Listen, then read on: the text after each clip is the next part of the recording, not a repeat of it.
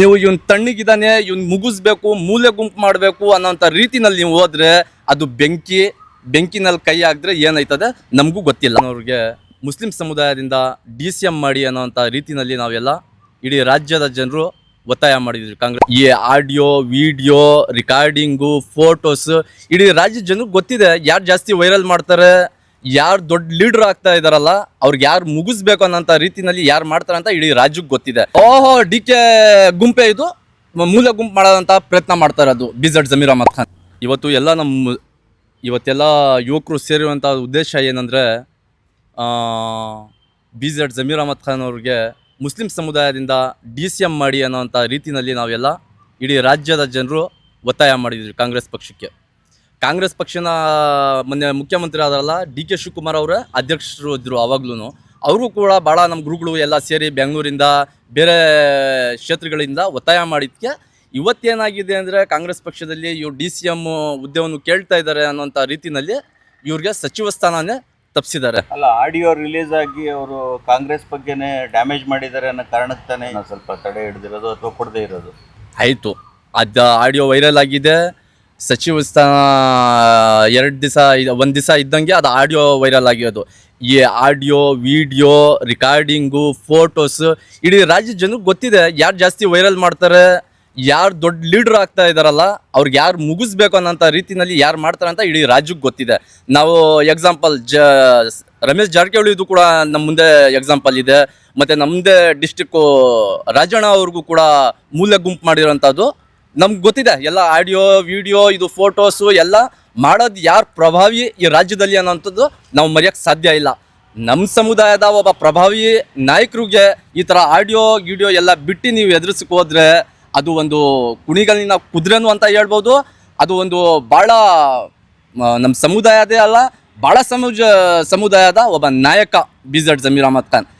ಆ BZ ಜಮೀರ್ ಅಹಮದ್ ಖಾನ್ ಅವ್ರಿಗೆ ನೀವು ಇವನ್ ತಣ್ಣಿಗಿದಾನೆ ಇವನ್ ಮುಗಿಸ್ಬೇಕು ಮೂಲೆ ಗುಂಪು ಮಾಡಬೇಕು ಅನ್ನೋಂಥ ರೀತಿನಲ್ಲಿ ನೀವು ಹೋದ್ರೆ ಅದು ಬೆಂಕಿನಲ್ಲಿ ಕೈ ಹಾಕಿದ್ರೆ ಏನಾಯ್ತದೆ ನಮಗೂ ಗೊತ್ತಿಲ್ಲ. ನಿಮ್ಗೆ ಗೊತ್ತಿದೆ ಇಲ್ಲ, ನಿಮ್ಮ ಪಕ್ಷದ ಕೆಲವರು ಮುಖಂಡರುಗಳಿಗೆ ಈ ಬಗ್ಗೆ ಭಾಳಷ್ಟು ಗೊತ್ತಿದೆ. ಅದು ದಾವಣಗೆರೆದು ಒಂದು ವೈರಲ್ ವಿಷಯ ನೀವು ಹೇಳಿದ್ದೀರಾ, ಭಾಳ ಒಳ್ಳೆಯದು. ಶಿವಶಂಕರಪ್ಪ ಅವರು ಯಡಿಯೂರಪ್ಪ ಅವ್ರ ಮಗುನಿಗೆ ಏನು ಹೇಳಿದರು, ಬಹಿರಂಗವಾಗಿ ಸಮಾಜದ ಮುಂದೆ BJPಗೆ ಓಟ್ ಕೊಡಿ ಯಡಿಯೂರಪ್ಪನ ಮಗುನಿಗೆ ಅಂತ ಶಿವಶಂಕರಪ್ಪ ಅವರು ಹೇಳಿದ್ರು. ಆ ಮನೆಗೆ ಮತ್ತೆ ಸಚಿವ ಸ್ಥಾನ ಕೊಟ್ರಲ್ಲ ಕಾಂಗ್ರೆಸ್ ಪಕ್ಷದವರು, MP ಟಿಕೆಟ್ ಕೊಟ್ರಲ್ಲ, ಮತ್ತೆ ಮಗುನಿಗೆ ಮಿನಿಸ್ಟರ್ ಮಾಡಿದ್ರಲ್ಲ SS ಮಲ್ಲಿಕಾರ್ಜುನ್ ಅವ್ರಿಗೆ. ಆಮೇಲೆ ಕುಂಭಮೇಳಕ್ಕೆ 1 ವರ್ಷದ ಮುಂಚೆ DCM DK ಶಿವಕುಮಾರ್ ಅವರು ಅವಾಗ ಹೋಗಿ ಕುಂಭಮೇಳನಲ್ಲಿ ಸ್ನಾನ ಎಲ್ಲ ಮಾಡ್ಕೊಂಡು ಬಂದ್ರಲ್ಲ. ಆವಾಗ ಪಕ್ಷ ಶಿಸ್ತಿರ್ಲಿಲ್ವಾ? ಅವಾಗ ಪಕ್ಷಕ್ಕೆ ನಿಷ್ಠಾಗಿ ನಾವು ಕೆಲಸ ಮಾಡ್ಬೇಕಂತ ಅವತ್ತು ಅಧ್ಯಕ್ಷರು ಗಮನದಲ್ಲಿಲ್ವಾ? ACCಯಿಂದ ಆದೇಶ ಏನಾಗಿತ್ತು, ಯಾರು ಕುಂಭಮೇಳಕ್ಕೆ ಹೋಗ್ಬಾರ್ದು ಕಾಂಗ್ರೆಸ್ನವರು ಅಂತ. ನೀವು ಹೋಗಿ ಬಂದ್ರಲ್ಲ, ಆವಾಗ ಪಕ್ಷ ಏನು ತೀರ್ಮಾನ ಮಾಡ್ತು ನಿಮ್ಮ ಜೊತೆ? ವಿಧಾನಸೌಧದಲ್ಲಿ ನಿಂತ್ಕೊಂಡು ನೀವು RSS ಸ್ಲೋಗನ್ ಆಡಿದ್ರಲ್ಲ, ಆ ಬಗ್ಗೆ ಪಕ್ಷ ಏನು ಶಿಸ್ತು ಕ್ರಮ ತಗೊಂಡಿದ್ರು?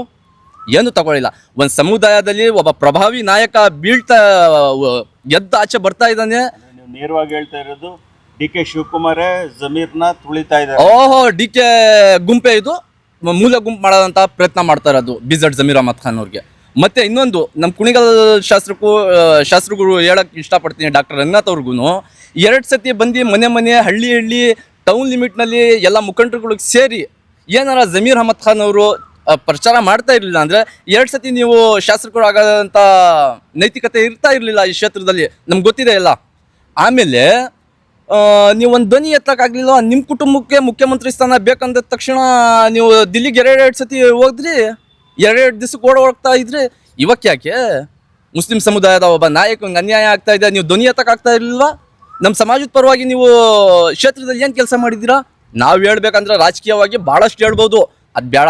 ಇವಾಗ ನಮ್ಮ ಸಮುದಾಯಕ್ಕೆ ಅನ್ಯಾಯ ಆಗಿದೆ, ಅನ್ಯಾಯವಾಗಿ ಕೂಡ ನಾವು ಮಾತಾಡ್ತಾ ಇದ್ದೀವಿ. ನ್ಯಾಯ ಕೊಡುವಂಥ ಕೆಲಸ ವರಿಷ್ಠರದು, ನ್ಯಾಯ ಕೊಡಬೇಕು. ಏನಾರ ಅಕಸ್ಮಾತ್ ನ್ಯಾಯ ಸಿಗಲಿಲ್ಲ ಅಂದರೆ ಕುಣಿಗಲ್ನಲ್ಲಿ ಭಾಳ ದೊಡ್ಡ ಪ್ರತಿಭಟನೆ ಮಾಡಿ ಇಲ್ಲಿಂದ ಬೆಂಗಳೂರಿಗೆ ಹೋಗಿ ಪ್ರತಿಭಟನೆ ಮಾಡೋವಂಥದ್ದು ಖಚಿತ.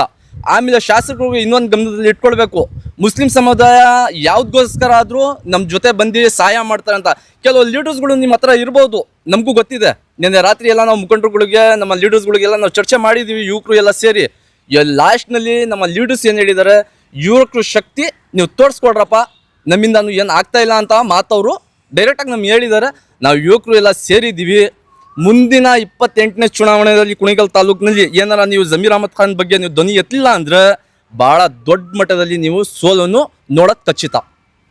95% ಏನು ನಿಮ್ಗೆ ಓಟ್ ಸಿಕ್ಕಿದೆ ಅಲ್ಲ, 25ಗೂ ನೀವು ಬಂದು ನಿಂತ್ಕೊಳ್ಳಲ್ಲ ಅಂತ ನಮ್ಗೆ ವಿಶ್ವಾಸ ಇದೆ. ನಾವು ಹಳ್ಳಿ ಎಲ್ಲ ಊರು ಎಲ್ಲ ಮನೆ ಎಲ್ಲ ತಿರುಗಿ ತೋರಿಸಿ ನಮ್ಮ ಶಕ್ತಿ ಏನಿದೆ ನಮ್ಮ ಸಮುದಾಯದಂತ. ಬೇಡ, ಇದು ರಾಜಕೀಯವಾಗಿ ನೀವು ಮುಗಿಸೋವಂಥದ್ದು ಏನು ಬೇಕಾಗಿಲ್ಲ. ಮೊನ್ನೆ ನಾನು ಕೇಳ್ತಾ ಇದ್ದೆ, ನಿನ್ನೆ ಮಾಧ್ಯಮದವ್ರ ಮುಂದೆ ಮಾಗಡಿ MLA ಬಾಲಕೃಷ್ಣ ಅವರು ಭಾಳ ಹಳೇ ಸ್ನೇಹಿತರು ಅಂತ ಹೇಳ್ತಾ ಇದ್ರು. ಅವರು ಕುದೂರಿನಲ್ಲಿ 23ನೇ ಚುನಾವಣೆಯಲ್ಲಿ 2023ಕ್ಕೆ ಬಂದು ಅದರಿಂದ ಮುಂಚೆ 35-40 ಸಾವಿರ ಲೀಡಿಂದ ಸೋತಿದ್ರು ಬಾಲಕೃಷ್ಣ ಅವರು. ಬಂದು ಕುದೂರು ಮಾಗಡಿ ಎಲ್ಲ ಹಳ್ಳಿ ತಿರುಗಿ ನನ್ನ ಕುಚುಕು ಅಂತ ಎದ್ದಾಡ್ಕೊಂಡು ಕುಣಿಸಿದ್ರಿ. ಅವತ್ತು ನಿನ್ನೆ ಬಂದು ಹೇಳ್ತಾರೆ ಪಕ್ಷ ಪಾಠ ಕಳಿಸಿದೆ. ಮಿಸ್ಟರ್ ಬಾಲಕೃಷ್ಣ ಅವರೇ, ಯಾವ ಲಿಮಿಟ್ನಲ್ಲಿ ಇದ್ದು ನೀವು ಹೆಂಗೆ ಮಾತಾಡಬೇಕು ಅಷ್ಟು ಮಾತಾಡಬೇಕು. ನಮ್ಮ ಸಮುದಾಯದ ಒಬ್ಬ ಪ್ರಭಾವಿ ನಾಯಕನಿಗೆ ನೀವು ಈ ಥರ ಮಾತಾಡಿದ್ರೆ ಪಕ್ಷ ಪಾಠ ಕಳಿಸಿದೆ ಅಂದರೆ, ನಿಮ್ಮ ಅಧ್ಯಕ್ಷರು ಇವಾಗ ಮುಖ್ಯಮಂತ್ರಿ ಆಗಿದ್ದಾರಲ್ಲ DK ಶಿವಕುಮಾರ್ ಅವರು, ಅವ್ರೇನು ಪಕ್ಷ ತೀರ್ಮಾನ ತಗೊಂಡು ಅವಾಗ ನಮ್ಮ ಸಮುದಾಯದ ಒಬ್ಬ ಪ್ರಭಾವಿ ನಾಯಕನಿಗೆ ಸಚಿವ ಸ್ಥಾನ ತಪ್ಪಲ್ಲ. ಅದರಿಂದ ನಮ್ಗೆ ಗೊತ್ತಾಗ್ತಾ ಇದೆ ಇದು ಭಾಳ ಅನ್ಯಾಯ ಆಗ್ತಾ ಇದೆ. ನಾನು ನಿಮ್ಮ ಸಮುದಾಯದ ಪರವಾಗಿಲ್ಲ ಅನ್ನೋಂಥದ್ದು ಸ್ಪಷ್ಟವಾಗಿ ಇವರು ನಮ್ಮ ಮುಂದೆ ಪ್ರಶ್ನೆ ಹಾಕಿದ್ದಾರೆ DK ಶಿವಕುಮಾರ್ ಅವರು. ಇರಲಿ, ಕಾಲ ಉತ್ತರ ಕೊಡ್ತದೆ ಅವ್ರಿಗೂ ಕೂಡ.